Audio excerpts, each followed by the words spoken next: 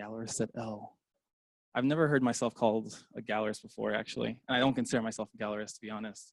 Funny enough, like, I'm not even sure if I'm an architect, but I call myself an architect. And I say that because I went to school for undergrad in architecture on the East Coast. I came over to the West Coast for graduate school, again in architecture, and graduated, started working full time, and realized I was really frustrated with architecture. Borderline hated architecture. And started asking myself, well, why do I hate something that I spent 6 years developing and cultivating? And realized that there were lots of things wrong, and there was a disconnect between professional practice and academia. For me, the first one, which was easy, was, you all remember school. It's a space of process, right? It's inherently interdisciplinary. You're there to kind of just study things and question relentlessly, just question everything. And in practice, you find yourself with the metrics and the protocol. Is that better? All right, I'm gonna switch mics. Sound good? There we go. So yeah, with professional practice, you find yourself with the metrics and the protocol that produces a successful business, right? You find yourself removed from just exploring things. And I was wondering, like, do I really have to sacrifice my need to just explore and study process? So first step for me was, well, let's embed myself back into academia. So I started teaching at the school I went to graduate school for over at Berkeley. And I'm working with all these kids, and it's great. We're having a great time. We're exploring, and semester ends, and they're gone. And I realized, okay, that's one of the problems too, is within practice, here I am learning everything I possibly can about a client, right? So to produce a beautiful and interesting and productive space, whether it's physical or digital, you are embedded and you are creating intimate relationships with someone. And in practice, you find that once the project's over, it's gone. And that sucks. I mean, honestly, I felt like I got broken up with 9 times in 2 years. That's what it honestly felt like. And in school, I was developing relationships, and I was studying with the same people and finding new relationships through professors, but they were always there. And it was 6 years of the same people asking the same questions in different, unique ways. So I realized, well, I need to create a space that fosters that. I need to create a space where I can actually have the project continue indefinitely. So funny enough, with one of my clients, I kind of held on to him.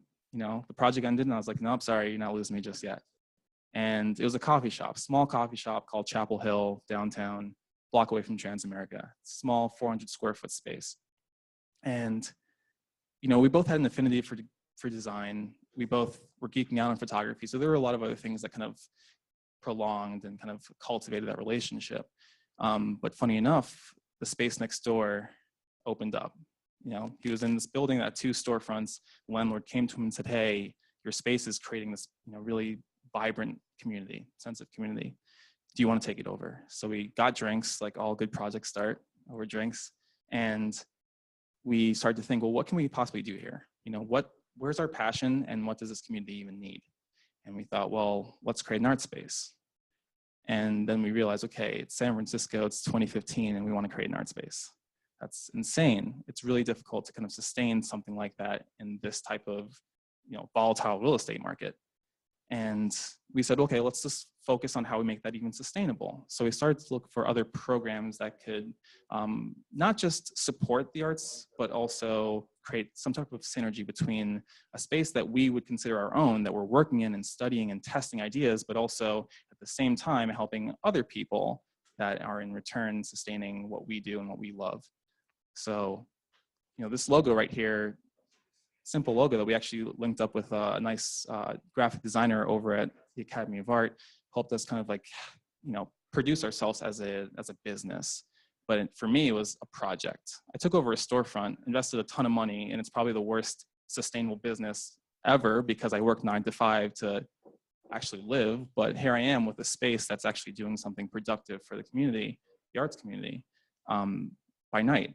And I'm still maintaining that explorative energy, and I'm bringing in new people. And I think that was probably one of the most important things for us was, as an architect, meeting new different clients, I have to learn everything about them.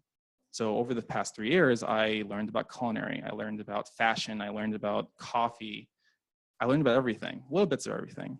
And I wanted more of that. You know, that's the amazing thing about academia is you have so many kids around you from different backgrounds, studying different things, different perspectives.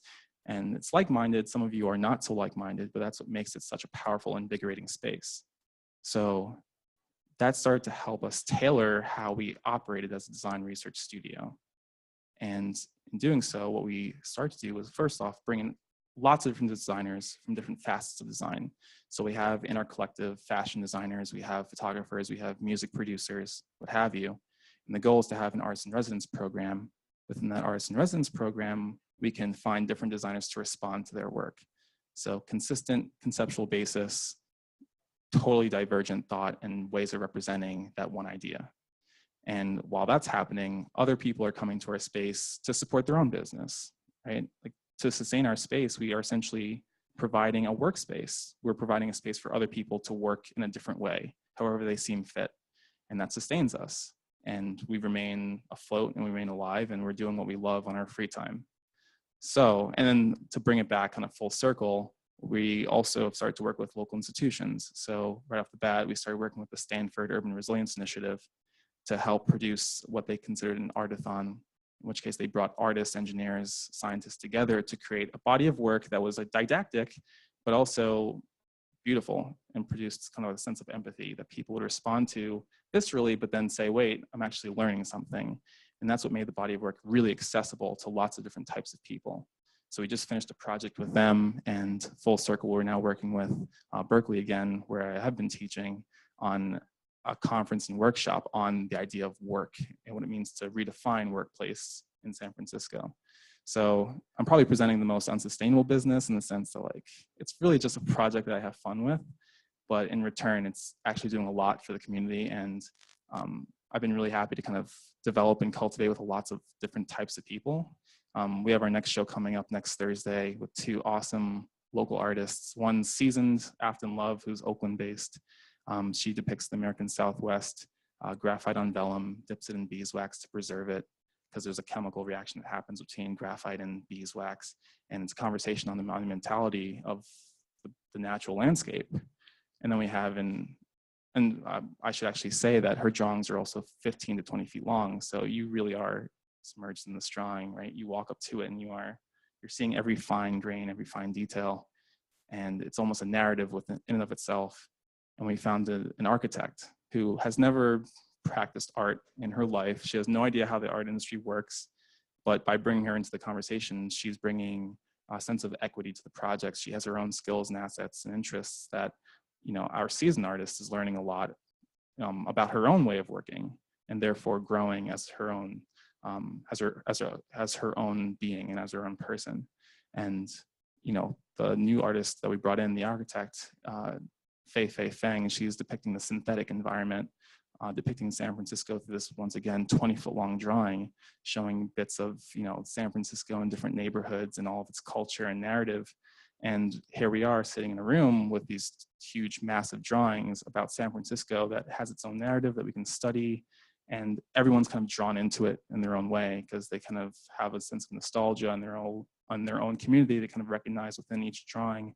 And we find ourselves kind of in a space that is extremely accessible. The art's becoming extremely accessible.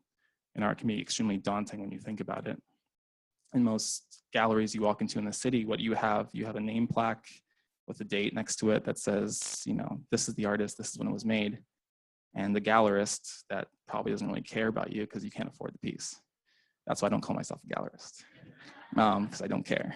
I don't care if you buy it, because honestly, it's not about buying a piece. It's really about learning from the piece. And, you know, it's been really productive so far. We'll see where we go with it. Join us next Thursday if you're around. Check us out. And I'll leave you with that.